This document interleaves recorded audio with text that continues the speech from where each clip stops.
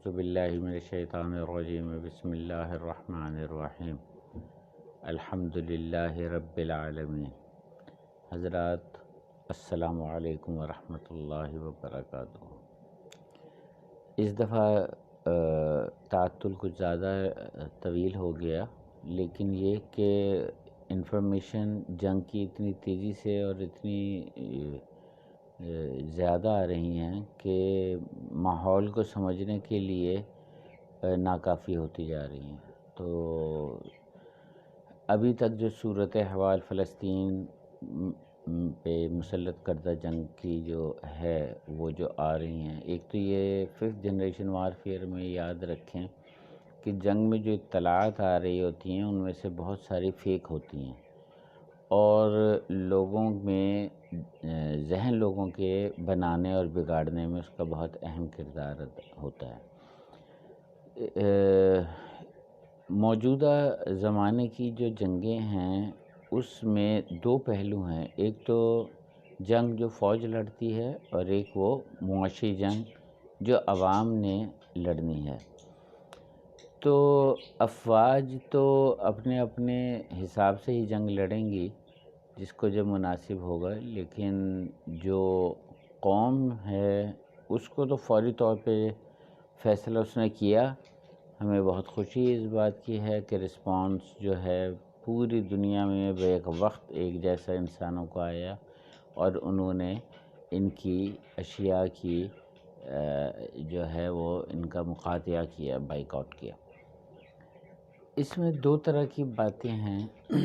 ایک وہ چیزیں جو غیر ضروری اشیاء ہیں اور ایک جو ضروری اشیاء ہیں۔ ضروری اشیاء وہ ہیں جن کو جو ہے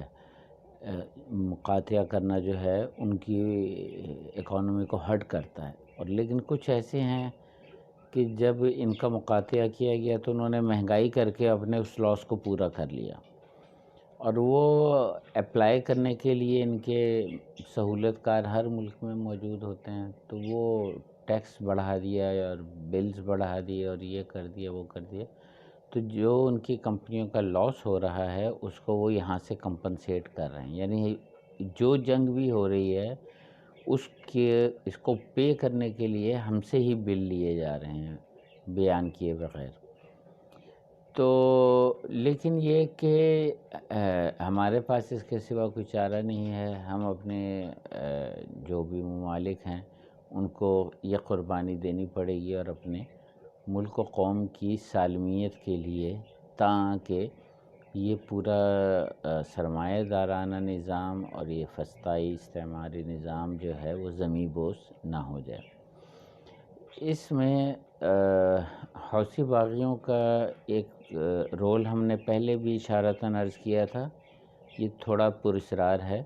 اور لوگ فی الحال تو بڑے خوش ہو رہے ہیں، اور ہم بھی آپ کی خوشی میں ساتھ ہی شامل ہیں کہ ان کی مغرب کی سپلائی لائن کے اوپر انہوں نے جو حملے کر رہے ہیں۔ اور دوسری بات یہ کہ جنوبی افریقہ نے، ساؤتھ افریقہ کی گورنمنٹ نے بھی تنقید کی ہے اسرائیل پہ، تو اگر وہ بھی اپنے کیپ ٹاؤن جو اس کے بندرگاہ وہاں سے گزرنے کی ممانعت کر دے گا تو یورپ کی سپلائی چین بالکل بند ہو کے رہ جائے گی۔ لیکن فی الحال ہم نہیں کہہ سکتے کہ جنگ میں کون کس طرف ہے، کیونکہ جنگی ماحول کی گرد اتنی زیادہ دبیز ہے کہ اسے سمجھنے کے لیے پھونک پھونک کے قدم رکھنا پڑے گا۔ لیکن ہم تو براہ راست جنگ میں نہیں ہیں شامل، اور بہت سارے ممالک بھی سب دیکھ رہے ہیں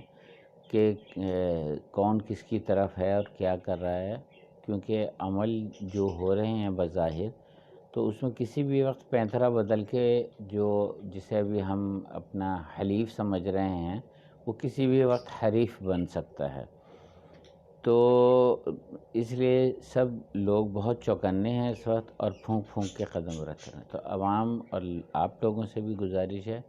کہ آپ ضرور ان چیزوں پہ نظر تو رکھیں، لیکن ان کا بائیکاٹ جاری رکھیں، مقاطعہ جاری رکھیں۔